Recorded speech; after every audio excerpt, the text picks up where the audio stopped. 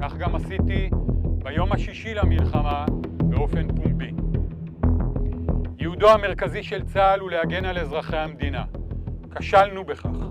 את תוצאות היום הנורא הזה אני נושא מאז ואשא עימי לשארית חיי. מנהיגי חמאס, גם אם יש מגבלות,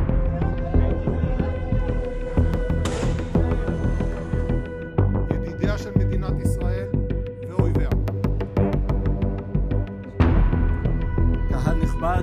You have Hamas basically training for 3 years to carry out this attack right under Israel's nose. And so certainly Netanyahu has faced a lot of criticism, and I think this resignation is going to increase pressure on him.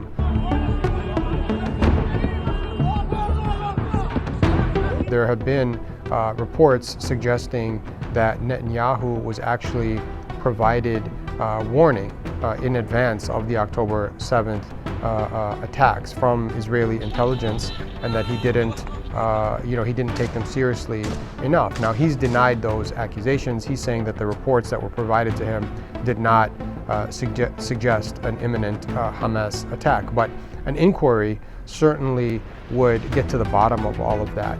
And to what extent is Netanyahu ultimately going to be held accountable?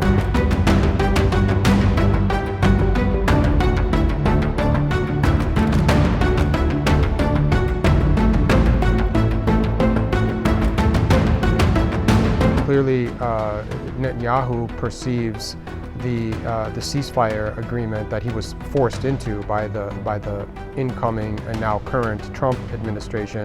He perceives that as a kind of political defeat. It was no doubt embarrassing for him to have to watch Hamas oversee the transfer of Israeli captives. Some early indications suggest that Israel plans to pull the plug on the ceasefire at the conclusion of Phase 1 and then reignite their bombing campaign on Gaza.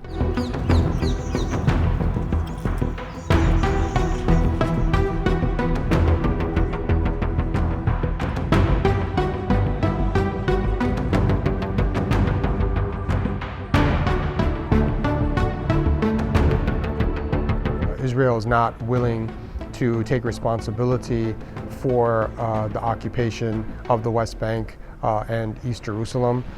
They're not willing to take responsibility for the apartheid conditions that they've created therein, and certainly they're not willing to take responsibility for the illegal blockade of Gaza. And I think until the blockade is lifted, until settler violence is addressed, until the occupation is ended, there's always going to be a reason for Palestinians to resist.